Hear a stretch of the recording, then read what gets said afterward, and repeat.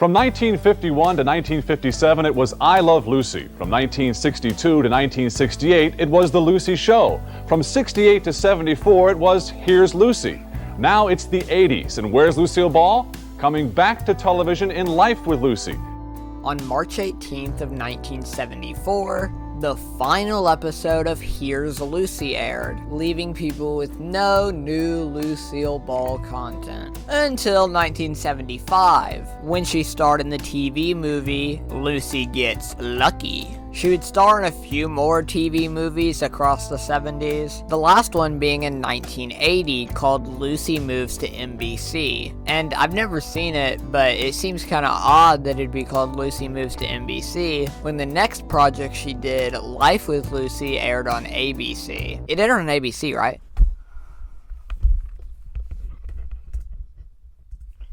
Okay.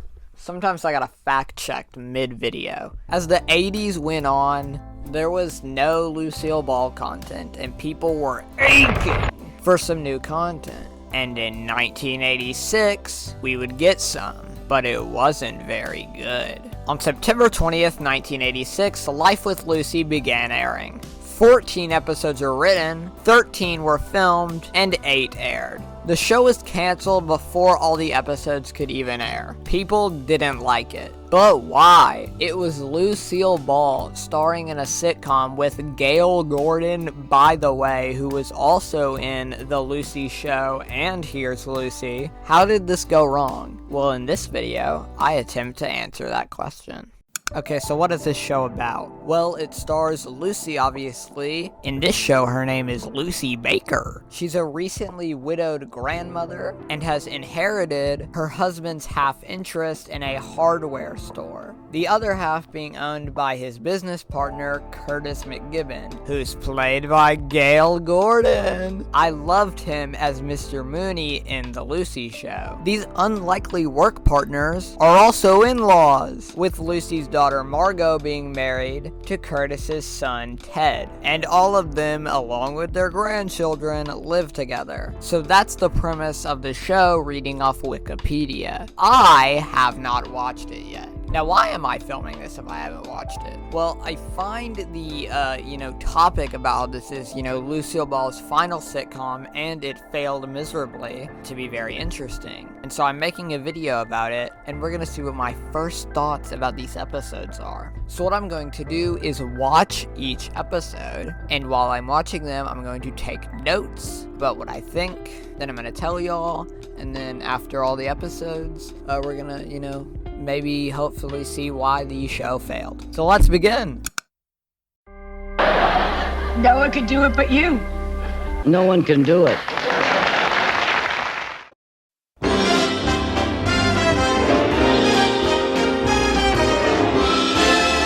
Every day I'm better than I ever was before.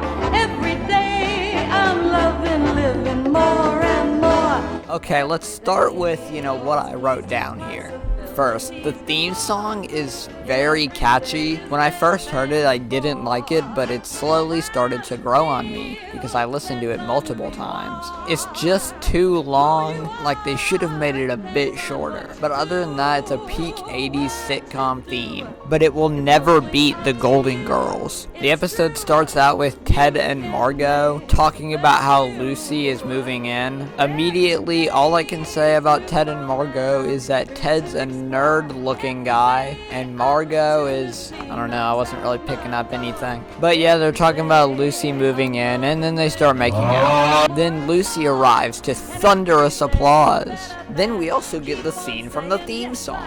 Lucy then tries to find a tuna casserole that's in a box by sniffing around like a dog. Who wrote this? And what's so weird is the laugh track just goes wild on these jokes that just have me stone-faced. Later in the episode, Lucy's also doing this exercise thing or whatever. I really stuttered there, I'm not gonna repeat the line. But yeah, Lucy's doing this exercise because I guess she's obsessed with fitness or something in this show. She also makes this gross energy drink that everyone hates, including her. Then Curtis arrives, who, by the way, they haven't told that Lucy is staying there. But now that Curtis is here, the show is immediately better. Gail Gordon is carrying this first episode. Like I said, I like this character in the Lucy show, and this is pretty much more of that, just kind of like getting angry at Lucy, and it's funny, so. Curtis is very unhappy to see Lucy is living there, which is understandable considering that she is randomly interested in running the hardware store that she got interest in after her husband passed. And she's like had no interest in running this hardware store before and knows nothing about it, and Curtis is clearly okay to just run it. Yeah, the first episode was pretty boring. Characters weren't very memorable, except Curtis. Saturday, she's got the snap that'll light up your night. Life with Lucy. Isn't she great? So I was gonna talk about every episode of the series and review it, but I don't really feel like reviewing and editing segments for every episode of this show that I'm already not enjoying that much. So instead, I'm gonna go over some points about some of the episodes, because I don't feel like making a segment in this video for all of them, and it would make the video way too long. The first thing I want to talk about is the show's physical comedy. Now, I Love Lucy had a lot of physical comedy, and it was great, it was funny, but old people doing physical comedy is kind of odd. See, when you get to a certain age, and you're doing things that, you know, usually would be done by someone younger, kind of weird. But like there's a scene in episode 4 where Lucy is on this like massage chair and it starts like tweaking out, and it's supposed to be like funny, but I'm just sitting here like thinking I'm gonna watch this old lady's back break. Also, one thing about this show that is really annoying is Lucy herself. Like I said in the part where I talked about the first episode, she's obsessed with helping run this hardware store when she knows nothing about it. In episode 6, she gets a computer for the store and it doesn't go very well, and she keeps making mistakes, like accidentally ordering 1,000,000 lawnmowers. Also, at the end of this episode, she brings in a robot, a dirty clanker, and naturally Curtis hates it, and the robot tries to murder him, and then the episode ends. Imagine if the show had gotten canceled at that point instead of later. Then, you know, I could have imagined that the canonical ending to this show was Curtis getting murdered by a robot, but unfortunately it had to continue. This show is horrible. It is so unmemorable, unfunny, and that's made it hard to talk about these episodes since I'll watch one, be bored out of my mind, and then not remember anything from it. I'm sure there are some people who like this show, but it's definitely not my cup of tea. And the audiences, when it premiered, thought the same thing since it got very low ratings. And after the 8th episode aired, ABC pulled the show and didn't even air the next few episodes. This show continues to remain pretty obscure among Lucy fans even today. Only 13 episodes were produced, so it's not very possible for the series to have a heavy rerun rotation like I Love Lucy did. It did air on Nick at Night as part of a Lucille Ball themed marathon in 1996, but besides that, the only way to really watch the show is the DVD release, and it had no VHS releases. Lucille Ball was apparently devastated by the failure of the show, and she never appeared in another series or feature film after this. Her last public appearance was as a presenter at the 1989 Academy Awards, alongside Bob Hope.